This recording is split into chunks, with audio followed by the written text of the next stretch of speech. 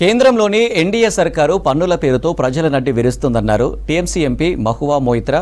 లోక్సభలో కేంద్ర బడ్జెట్పై చర్చ సందర్భంగా ఆమె మాట్లాడారు. మోదీ ప్రభుత్వం 65% ఇండైరెక్ట్ ట్యాక్స్తో మిడిల్ క్లాస్ ప్రజలపై పెనుభారం మోపుతుందన్నారు. ప్రపంచంలో ఏ దేశంలో కూడా ఈ స్థాయిలో ఇండైరెక్ట్ ట్యాక్స్ లేదన్నారు Mahua Moitra. The Honorable Finance Minister has made a mockery of the people of India in this union budget by doing absolutely nothing.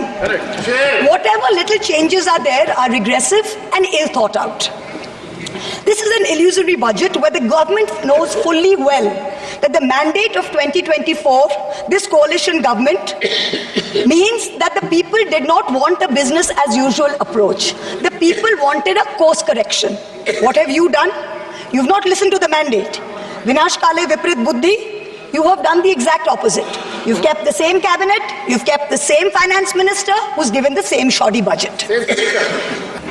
Broadly, there are two types of taxes: direct taxes, indirect taxes. Direct taxes are known as progressive taxes. Why are they progressive? So income tax, property tax, investment tax on capital gains, these are done in a way that the richer you are, the more tax you pay. So they're kind of fairer. Indirect taxes are regressive because everyone from the richest billionaire to the poorest laborer is paying the exact same tax.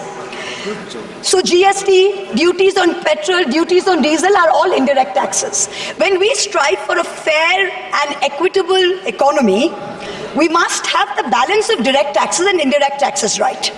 The US and the Europe broadly collect about 60% through direct taxes and 40% through indirect taxes. Some Scandinavian states with welfare models collect 70% through direct taxes, 30% from indirect taxes. In India, it is the exact opposite. 65% of tax collection comes from indirect taxes, where billionaires pay the same as the poorest laborers, and only 35% comes from direct taxes. Even within the direct tax bracket, for the first time in our country's history, salaried professionals and the middle class are sharing a greater tax burden than rich corporates. The middle class is contributing 55% of direct income taxes under this government, up from 38% under the UPA. The richest corporates in India today contribute only 45% of direct taxes. Not only is the middle class being taxed, but now with this budget, the savings of the middle class have also been taxed with removal of indexation and with a rise in the short-term capital gains. Investors who've made more than 11% return, we've done the calculation, that's about the threshold rate. If you have made more than 11% returns, so if you've made higher returns, then this new tax regime with the removal of indexation has happened is good for you. Now people like our parents, pensioners, salaried middle class, risk-averse people who invested in gold, in property, in debt mutual funds, the removal of indexation has harmed them disproportionately. So the middle class has lost out.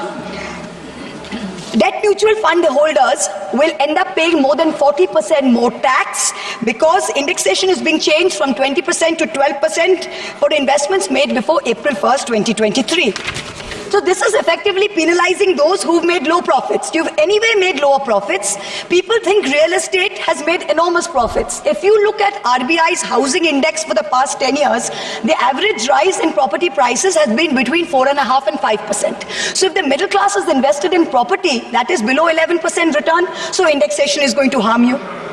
The current GST regime is irrational and iniquitous.